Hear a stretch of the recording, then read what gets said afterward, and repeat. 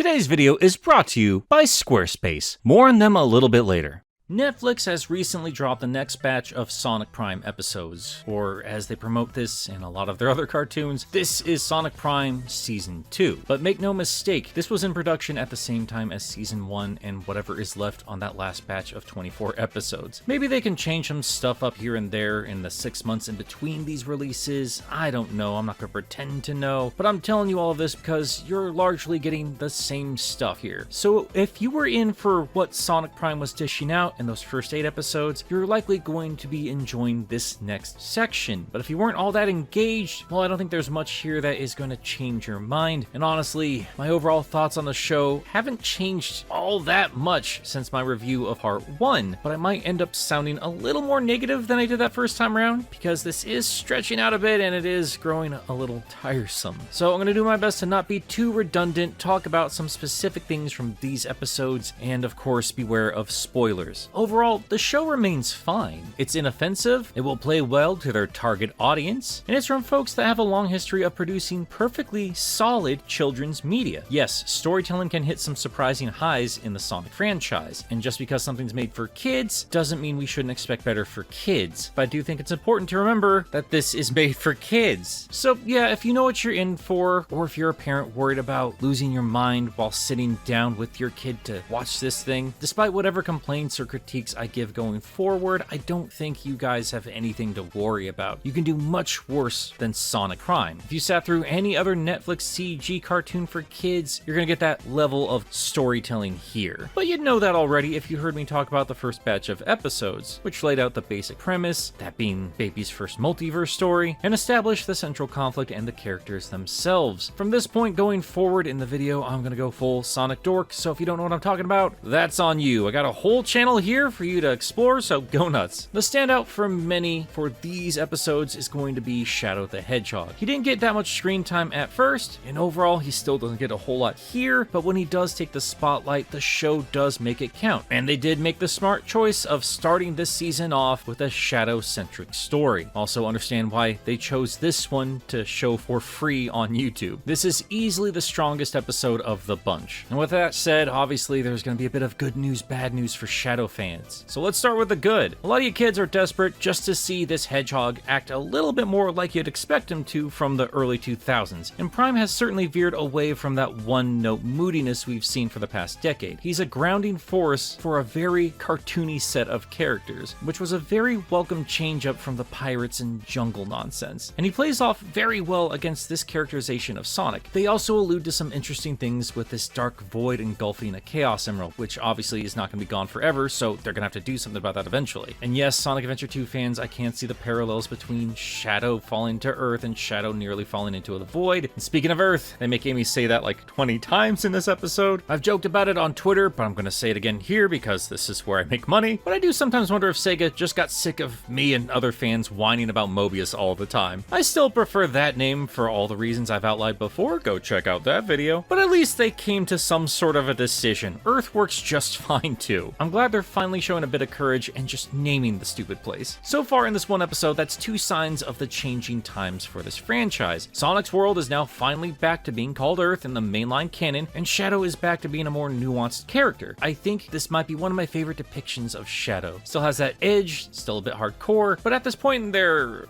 friendship, he sounds more exasperated by Sonic than actually flat out hating him. And that dynamic brings out elements of each other's personalities we might not otherwise see. While Sonic clearly appreciates seeing Shadow again, and does feel bad after the Dark Hedgehog thoroughly explains that it was Sonic's fault, that their home dimension is now a mere shell of itself, the Blue Boy still understands how ruthless Shadow can be, and stands in his way when he tries to take Sonic's Shatter Tech to fix the problem himself. Not only is their fight real cool, it reminds me of one of the show's strengths, fast and fluid combat that expresses these characters far better than any of the dialogue ever does. This version of Shadow can talk the talk, but he can also walk the walk. Sure, he does resort to violence real quick, quick, but he does so because he's efficient and it gets the job done. Every move he makes is calculated, taking hits just to ensure that he gets a hold of Sonic's tech or using Sonic's reckless nature against him. Yeah, he does have a short temper, but he knows how to use it. And despite whatever complaints fans might have about Shadow, I will give it to Sega. They rarely ever downplay just how powerful he really is. Sure, you get some weak excuses to get him off the playfield, but honestly, I've always preferred Shadow in smaller doses, and the understanding that he's way too powerful and way too brutal does need to be addressed. Some of these stories would be wrapped up in seconds otherwise. But that, unfortunately, is where the bad news comes in, because once this episode wraps up, we get very little Shadow for the remainder of these episodes. He does come back in spots and prominently in the Season 2 finale, but if you are coming back to the show with the expectation of having more time with your brooding boyfriend, sorry, but that's about it. We get right back to Sonic and all the versions of these characters nobody actually cares about. And that does suck, because even the alternate versions of the characters I gave praise to in the first batch of episodes either get sidelined or become way too annoying, or continue to remain irrelevant. Thorn Rose continues to be the only character that matters in the jungle world, or Boss Cage Maze. I legitimately did not know that was the name of this place until they were all yelling about it in an episode. And even then, we don't get much in the way of characterization because the show does not stop to take a breath. It's all action from here on out. And while I just praised the action for being a strong suit, it immediately becomes tedious once we leave Shadow. I'm not going to go into great detail for the next couple episodes because all they really do is have Sonic jump from one world, fight a bunch of copy-pasted robots, grab a shard, then lose a shard, then head off to the next world. They do that for an episode in the jungle, and then they do that for 2 episodes with the pirates, and it just feels bloated. And not only that, I feel they wrapped up Rusty Rose's arc a bit too quickly here. Pirate Amy is nice to her, and the Chaos Council just decides to leave her, so Rusty's like, I guess I'm a pirate now. I will say though, felt something brewing between the 2 Amy's. Shipping Son Amy's gotten dull. Let's ship Amy and Amy, and Amy.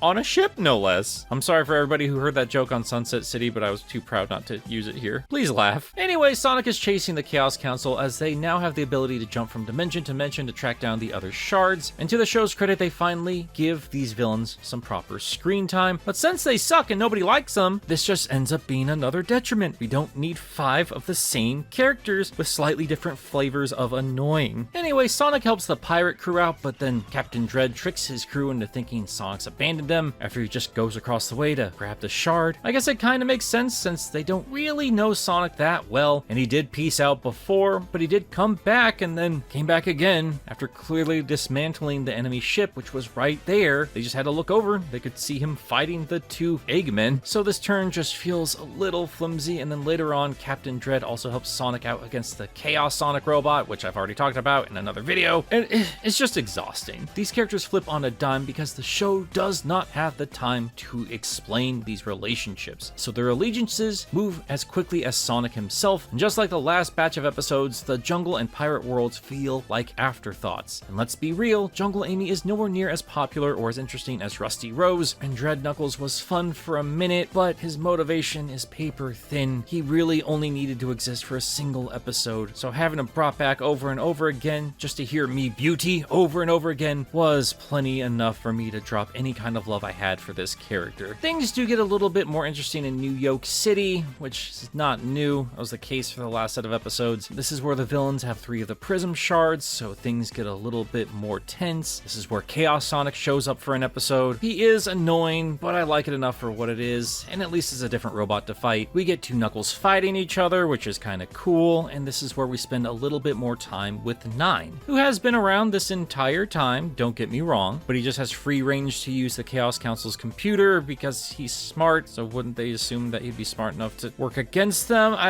The plot contrivances are just so predictable in this show. Whatever the case, Nine still remains one of the strongest characters in this entire story. With Nine, we see the best and worst version of Tails at the same time. He's cynical and arrogant, which does get exhausting since we are around 5 villains who are also cynical and arrogant, but Nine is far more confident in his abilities than been compared to Prime Tails. At least I think so. Either way, he's not held back by the same values as his original counterpart, and because of that, he can get some wicked results with his genius. And I do think we're going to see more of that in the later episodes after Season 2. This is also where Sonic's love for his friends turns out to be a detriment. 9 is still Tails from an alternate dimension. His whole shtick is that he's from a world without Sonic, and therefore Tails has not grown up with Sonic's heroic influence. He's been bullied for being different and has been forced to grow up in a cruel, uncaring city. This is kind of why New Yoke works so much better than the other worlds. This shows us what becomes of the world without Sonic, as opposed to a green hill that's underwater or even greener. Anyway, that's why the relationship between Sonic and 9 is so interesting. Even with all the crap 9 has endured, Sonic still knows who the Fox is at his core, so it's easy for a bond to form between them. But at the same time, Sonic does not properly acknowledge all of the unique aspects of 9 who make him an entirely separate being from Tails. Sonic still treats 9 as Tails, and the Hedgehog is hell-bent on getting his version of his friend back, disregarding 9's feelings and wants. Hey, Kenny. That's awesome, Kenny. No, gosh darn it, those. My name's not Kenny. Kenny's dead. Okay, not Kenny. And in turn, 9 is single-minded in his own way and does not truly understand what Sonic is missing, wanting to be done with this entire mess and instead hold on to the only friend he's ever made, start fresh in a whole new world. And by the time the finale rolls around, we better understand the thought process of 9, Sonic, and Shadow. Their goals and their methods of reaching said goals do not entirely line up, but they're all understandable. Seeing 9 take the shards for himself leads for an interesting cliffhanger. It's just a shame I was kind of exhausted by the time we got to this point in the story. I was just ready for the entire show to wrap up. I mean, the new super forms are kind of interesting. I know it's not exactly the same as a standard super form, but we do have new multicolored rocks that give Sonic new transformations. Kinda. At first, it's just Sonic who can argue with himself and looks like a 3D movie without the glasses, and then he gets colored up in the same themes of Sonic Frontiers and even gets a Titan fight with an Eggman that everyone misses. I'm gonna wait until we get more behind the scenes info, or maybe the last batch of episodes before we dive deeper into this new form of Sonic. You guys know how much I love my super form videos, because I do think there will be more to talk about, and I hope that's also the case for this Eggman Titan. It's interesting that this thing shows up and doesn't look like any of the other Chaos Council, so I'm assuming there's going to be more to say about that in Season 3, but ultimately this did just make me miss Eggman. And that's kind of what this boils down to. I think a lot of us more long-term fans were hoping to see more of the Prime versions. I understood from the get-go that was not the point of Sonic Prime, but this sort of premise really only works with a baseline understanding of these characters. My buddy Cirrus said it best on Sunset City. This would have worked better as a one-off plot for a longer running show that normally focused on the core cast, as opposed to having this be the entire point of the show and having it stretched out to 24 episodes. Yes, they do spend a little time with the cast early on and they slowly introduce them in flashbacks, but it's not enough. Yes, obviously this is made for kids, all Sonic stuff is and should be, but you are still required to have a baseline understanding and emotional connection to these characters before you even start the show. That's why Sega keeps saying that this show is canon to the games. But so far, even that doesn't make a whole lot of sense when compared to other things in the games. This feels like it was both made for long-term fans and new fans, but they're not really fully committing to either. In terms of long-term fans, they're not committing to the potential of a multiverse story. I know those have gotten exhausted in more recent years, but for us fans, how many of you guys would have loved to see multiple versions of Sonic and Sonic voice actors interact with each other in a premise like this? Something we were never going to get anyway, because Sega just refuses to acknowledge decades of creative alternate stories, some of which broke records. Sorry for the ramble, but I'm saying this is relying on long-term fans, but doesn't give them a whole lot to chew on outside of a reference here or there. I don't really care if he does the Sonic Adventure pose again. We're here for these characters and we barely get them, and it doesn't entirely line up with things we know from the games, and they've yet to explain how that canon properly lines up. And again, for a Sonic multiverse, we're not getting what every Sonic fan would want from a Sonic multiverse. And this doesn't entirely work for new fans because, well, the Prime universe hasn't had much of a chance to establish itself. They quickly show you the bare bone basic Sonic stuff, and now it's in a tub. We'll say though, New Yoke City in the water just reinforced my Rapture vibes. We have this new voice cast, and canon or not, slightly different characterizations of all of these characters, and that does help act as a jump-on point for new fans. But for these kids, their first real understanding of Tails is this angry little loner miner, Knuckles is a greedy pirate, and Amy is an echo warrior. Except, when they're not being confused with other versions of them. We spend the least amount of time with the core characters, which is a little ridiculous. For old or new fans, this premise is just weak. It has to remain as basic and boring as possible, and in turn we are left with a cartoon that has some strengths, like amazing action and solid voice work, but little else in terms of plot. Again, it's fine for what it is. It's perfectly acceptable. I just kinda wish it got a bit more courageous, as, well, every other Sonic cartoon did on some level or another. But all that said, we still have to wait for Season 3. The story's not wrapped up yet, so before I ramble on any further, let's just see how the story plays out, and we'll look back at all of this as a complete package. Before we wrap up for today, I want to take a moment to talk about today's sponsor, Squarespace. Jumping online and building up your own brand was always an intimidating thing for me, but Squarespace makes that a streamlined, fast, and easy process, all while making you look good thanks to their Fluid Engine, a next-generation website design tool that lets you tweak any of their many templates with easy-to-use drag-and-drop tools. And I don't need to tell you how useful websites can be, whether you want to build up a portfolio of your work, an art gallery, or a shop, because yes, they have everything you need to run your own online business, including analytics that help show you the strongest avenues of growth and help you build up marketing strategies, which include integration with your favorite social media networks. And they can even help you set up an online shop to sell and distribute custom merch. All you have to do is design it and they'll handle production, inventory, and shipping.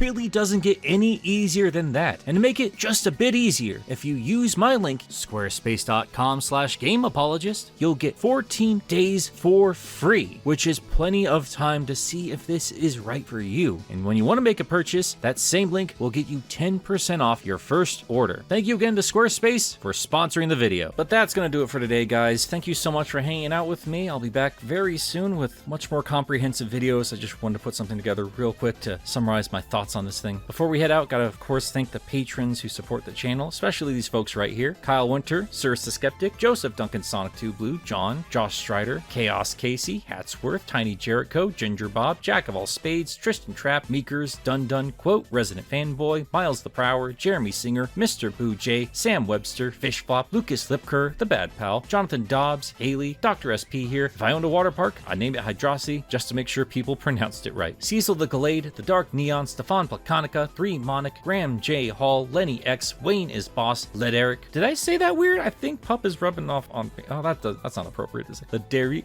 Led Eric. Which one is? I don't know anymore. Anyway, David 20 covers, more like David 20 subs. Haha. Remember that time, Nick, when you streamed on Twitch? Ha ha ha ha. Also, hi. I keep thinking about that. If I do any more streaming, I wonder if we should just keep it on YouTube or if we move back to Twitch. I don't know. Maybe we'll make a vote out of it. Let me know what you guys think. Thanks for reminding me about that, David. Jimmy Duke STR, The Lumberjack, NBTV, Trash Baphomet, Autumn from Twitter.com. Now that I'm thinking about it, David put a lot of subs towards Twitch. Oh, now I feel bad about it. Oh, man. Autumn from Twitter.com, Jin Seotame, Botan, I'm not reading that, Enerjack5, Grayson Conagar. Why did I say Conagar? Grayson Conagar, Spades the Nocturne, Ken K, Ven101, Paxton Bisbeeson, Darren7, Haru Specs, 3 Rule 4, Twilord. Did you know the skin on your elbow is called a weenus? Paisley, Eric Delgado, Kodinsky, Jamo Art, Sayonara Robocop, Crimson Rose. Sorry about all the chaos with the names, you can just call me Nix. Sonic PAJ, Moonicent, Roxas the Cat, Godzilla, Makuta of Salt. There was a scream from the floorboard. Alexander Watson, Neil Gampa, Conan Kudo, Sharif High, Aeon 3 Valafor, the Lex, the most powerful ship in the 2 universes, Native Nerve 27, Kaido Prower, Spearmint, Demetrius Prower. We need to get more folks with the Prower name in here. Come on, guys. I have a hard time saying Prower. I don't know why. Just too many, too much growling in that name. Can't handle it. Omega Man 21, Penn Adelaide, Other Envelope, Jamie Torres Jr., The Phantomist, Silver Stars, Daza S, the world's most unironic 8.5 Tails stan. Thank you for the clarification on that from my last post. All right, guys, that's gonna do it. We'll be back very soon with more nonsense. Toot toot, Sonic Warriors.